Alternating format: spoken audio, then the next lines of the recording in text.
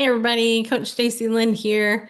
Today, I want to thank you for watching, and I have a question that I was given here on my computer, and I want to read it to you, and then I want to do my best to answer it. So if you haven't hit subscribe yet, please do, and let's get started. I'm going to go ahead, I'm going to just read this. This is what the question is. What are some signs that a spiritual leader might be more focused on personal gain or celebrity status rather than genuine service to God or others?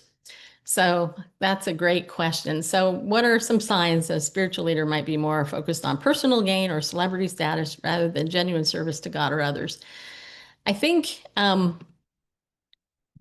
are a lot of things. Number one, are they constantly hawking their stuff? I mean, that's one thing I think. Perry Stone is a perfect example of this. I mean, he'll do a 10-minute video, a 15-minute video, and 6 minutes of it is his junk that he promotes. So are they constantly self-promoting? Um, in business, you have to market yourself. Everybody here on YouTube is pretty much doing that.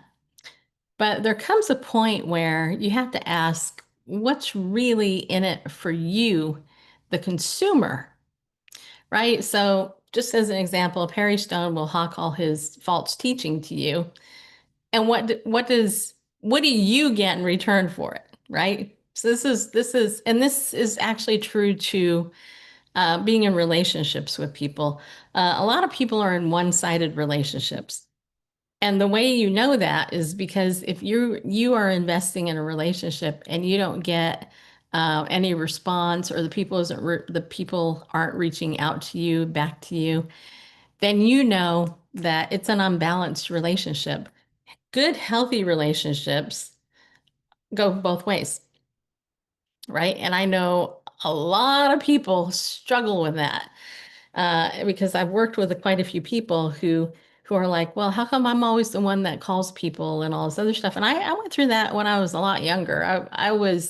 I struggled with it because I felt like I was always the one reaching out. And there are times today, depending on the person, I also feel that way. But I also am older now and I understand people, function in different ways. And in the olden days, before all social media, phones, and all that stuff, it was a lot harder to connect with people because, in some ways, all we really had was the phone, and not everybody had a phone.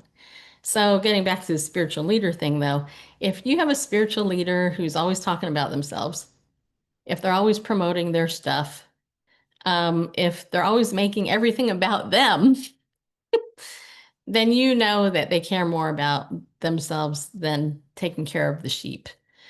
Uh, and I will tell you, it is hard to find a shepherd, a genuine shepherd of the sheep.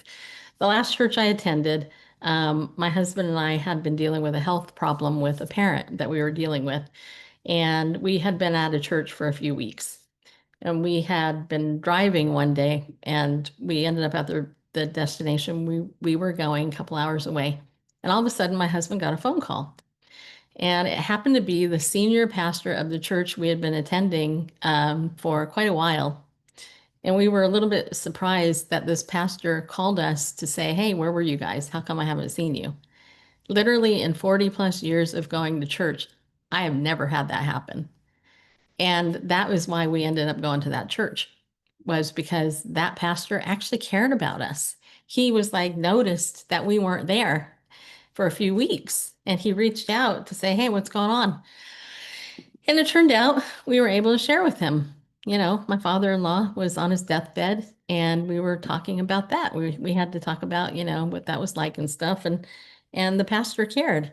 In fact, that same pastor is a pastor who was one of my references in order to get certified as a coach. So, if you have somebody who is in spiritual leadership who actually cares about the people he shepherds, he wants to know your name. He wants to know what's going on in your life, not in an abusive way, because this was actually, honestly, the healthiest pastor I ever sat under. And then he retired, which broke my heart, but it happens.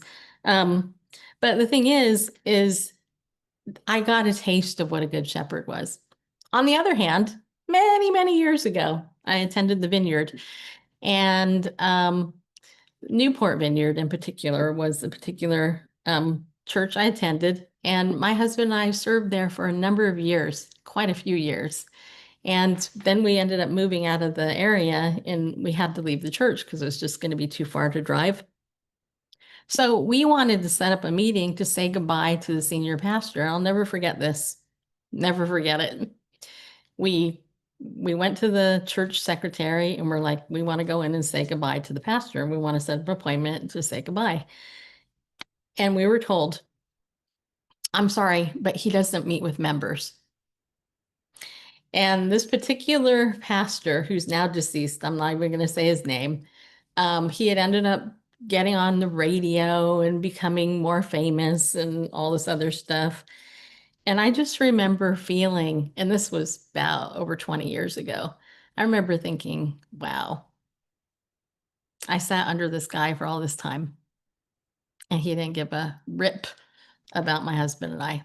After all the time we spent serving in that church, we worked in various ministries and worked with kids, and that man didn't care. He did not care. So to go back to the question, which I will read again here, the question is, what are some signs that a spiritual leader might be more focused on personal gain or celebrity status rather than genuine service to God and others?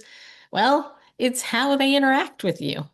It's how they interact with you. If you notice these things, if you notice it's all about building their ego and them not helping you, or they whine because they have to minister to you, then you know it's about them and not you, because a real shepherd cares for his sheep. A real shepherd tends their sheep. In fact, I learned something really interesting a couple of days ago because I've been doing all these Bible studies. When in the Old Testament, when they had to get a lamb to examine it for Passover, they had to take the lamb into their home on a certain day of the month, and they had to examine that lamb for about a week, not quite a week, but almost a week. During that time period, when that lamb was in their household, they had to examine it, see if it had any blemishes, they had to bond with it, they had to feed it. They did all this stuff. Why? So that they could know the care of that lamb. And then they sacrificed it because that was what they were called to do in the Old Testament. My point is, though, they had to pay attention to the lamb to see if it was even worthy enough to be sacrificed. So how much more so a New Testament pastor who's a shepherd who has to take the time to get to know his sheep? Why? Not to sacrifice them, but to love them. How can you love the body? How can you deliver a message to God's people if you don't know where the people of God are in your body? So ask yourself those questions when you are looking at a spiritual leader to sit under. And again, I would love to hear your comments. Go ahead, throw them in the comment section. If you have any questions, feel free to ask me and I'll do my best to answer it.